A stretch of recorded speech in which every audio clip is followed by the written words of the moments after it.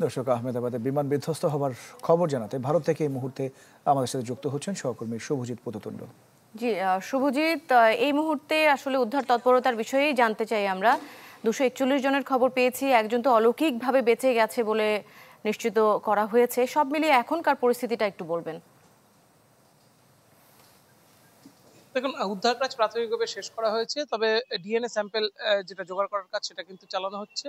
কারণ ডিএনএ স্যাম্পেলের মাধ্যমে কিন্তু বলা যেতে পারে যে ঠিক কতজন নিহত বা তাদের পারিবারিক পরিচয় সেগুলো কিন্তু নিশ্চিত করা যেতে পারে। কারণ নিহতদের প্রত্যেকের মাথাপিছু যে বিমান সংস্থা এয়ার ইন্ডিয়া তারা কিন্তু 1 কোটি টাকা ক্ষতিপূরণ ইতিমধ্যে দেবে বলে জানিয়েছে। অন্যদিকে যেসব যে বেসামরিক স্থাপনা যেগুলো ক্ষতিগ্রস্ত হয়েছে সেগুলো কিন্তু তারা পুনর্নির্মাণে সহযোগিতা করবে বলে জানিয়ে দিয়েছে।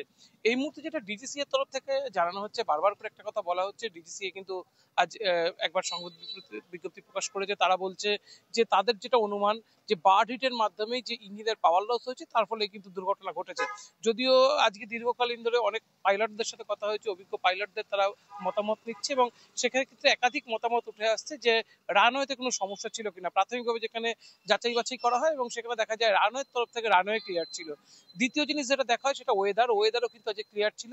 তৃতীয় জিনিস যেটা মাল্টিপল ভিডিও ফুটেজ যেগুলো সামনে এসেছে সেখান থেকে দেখা যায় যে বিমানে কোনো রকম বিস্ফোরণ ঘটেনি এবং বিমান আকাশ থেকে প্রায় 600 ফুট উপরে উচ্চতা থাকাকালীনও তারা তাদের ল্যান্ডিং গিয়ার তারা এখনো নিচু অবস্থায় ছিল, সেই ল্যান্ডিং গিয়ার তারা তোলেনি। অর্থাৎ একটা জিনিস কিন্তু স্পষ্ট যে বিমান উড্ডয়নের সঙ্গে সঙ্গেই পাওয়ার লস ফেস করছিল এবং মে ডে ডিক্লেয়ার করেছিল। ফলে বিমানটির পাওয়ার লস এটা কিন্তু সম্পূর্ণ ক্লিয়ার। তারা বলছে যদি বার্ড হিট হয়ে থাকে সেটা কিন্তু অনেকটা হাডসন রিভারে যেভাবে বিমান দুর্ঘটনা ঘটেছিল ঠিক সেই ধরনের বিমান দুর্ঘটনার সম্মুখীন তারা হয়েছিল।